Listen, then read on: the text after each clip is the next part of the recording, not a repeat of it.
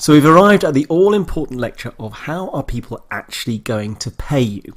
Clearly you need a payment provider so people can actually buy something from your site. Now to get to your payment providers, it's very straightforward. Just go down to settings and click on payment providers.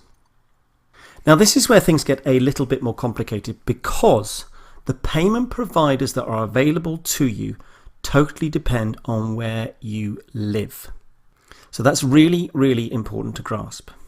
Now the three main payment providers are Shopify Payments, PayPal and Stripe. Okay, and in this example, because I'm based in France, as you know, Shopify Payments does not work in France. So my options here are PayPal and I also have Stripe.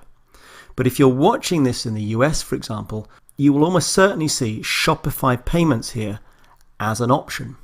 If you're watching this, say, in Brazil, just purely for example, I can't guarantee this, you may not see Shopify Payments or PayPal, or maybe not even Stripe, but some other payment provider is available to you. So what you need to do at this point is seek out the best payment provider in your country. Now, Shopify, to a certain extent, have made this easier because they've come up with this page, which is shopify.com/payment gateways. Okay. And if you head over here, you're going to see a list of all the countries and then all of the payment gateways that are available in those countries. So just for example, if we click on, I don't know, Singapore here, for example, and scroll down. So here I've got the major payment gateways supported in Singapore. Shopify Payments is available. So if you're watching this in Singapore, then you should have Shopify Payments. PayPal is also available. And then there's various other ones like WorldPay, etc. But each person, and I keep repeating this because it's so important, is going to be different. Let's have a look in France. So if I click on France and scroll down, you're going to see a bunch of payment gateways that are very different to those that are in Singapore.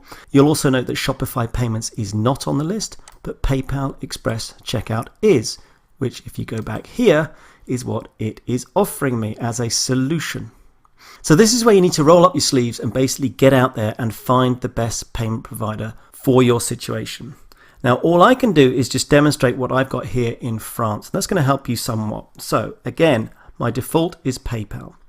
Now, I could have others accept credit cards. Okay, so select the provider. I can have Stripe in France, and I've got all these other ones available to me as well.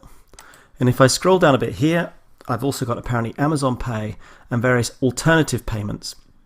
Now these I don't recommend you dive into, certainly not in the beginning, because it's going to be more of a distraction.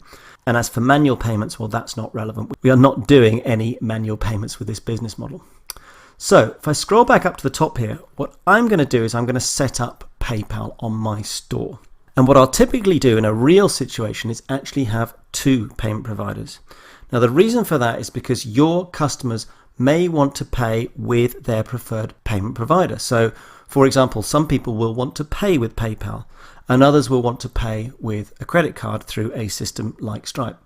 It's also useful to have two in case there's an issue with one of them.